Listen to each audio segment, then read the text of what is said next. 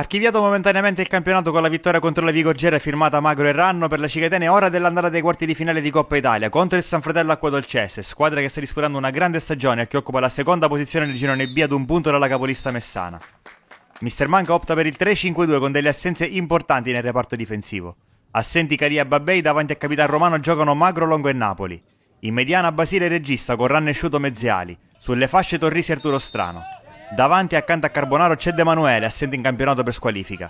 Il primo possesso della partita è degli ospiti che vanno a rinvio lungo con Commisso. Magro sbaglia lo stop e ne approfitta Wellington che si invola verso la porta, si presenta in aria, Wellington a conclusione, sotto le gambe di Romano e dopo nemmeno un minuto il San Fratello è già in vantaggio. Colpiti a freddo i catenoti iniziano a macinare il gioco, Ranno cerca l'apertura verso Arturo Strano, la sponda all'indietro. Nella zona di De Manuele che va l'1 contro 1. De Manuele imbuca per Sciuto, spalle alla porta, Sciuto ancora con Strano, scambiano i due, Sciuto riesce a girarsi, il traversone sul secondo palo per Carbonaro che non trova la porta. Caracò sulla tre quarti per Martinez prova a saltare Basile che gli sradica via il pallone e alza la testa e va direttamente in profondità per Carbonaro, la palla è troppo lunga, Dabò difende l'uscita di Commisso che sbaglia, Carbonaro gli porta via il pallone e viene steso, calcio di rigore per la Cicatena. Fallo di Commisso su Carbonaro e cartellino giallo per il portiere. Dal dischetto va Carbonaro che spiazza il portiere e sigla l'1-1, il sesto gol in Coppa Italia per Nino Carbonaro.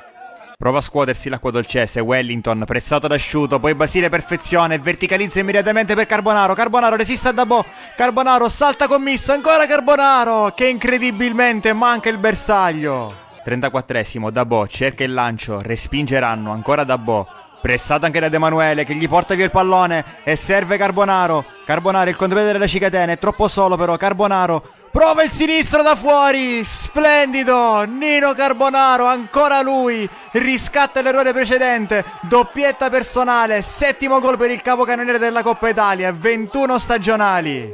Nella ripresa non cambia il copione della partita, è sempre Cicatena in attacco, De Manuele spinge a sinistra. Resiste alla carica di un avversario, ancora De Manuele, il traversone per Carbonaro, leggermente troppo alto il cross, alto anche il colpo di testa. Wellington si affida a Piuga nel cerchio di centrocampo, lo pressa Ranno, poi Sciuto recupera la sfera e la scarica su De Manuele, filtrante per Carbonaro, il diagonale, Commisso con la mano destra, Commisso rinvio dal fondo per Carroccio. Scivola Carroccio, Carbonaro il sinistro, respinge Carroccio, ancora Carbonaro, i piedi di Commisso, rischio clamoroso per gli ospiti. Minuto 79, Martinez scambia con Di Natale, ancora Martinez che si appoggia su Vergult, 1-2, bella azione qui del San Fratello, largo a sinistra Martinez per la corsa di Zingales che mette giù il traversone dentro per la testa di Wellington che firma il pareggio, il 2-2 a 11 minuti dalla fine. Alla seconda vera chance il San Fratello colpisce. È tempo di sostituzioni per Mister Manca, triplo cambio. Fuori Torrisi, dentro Patanè, fuori anche De Manuele, dentro Rossitto. E infine esce anche Arturo Strano, dentro Salvostrano.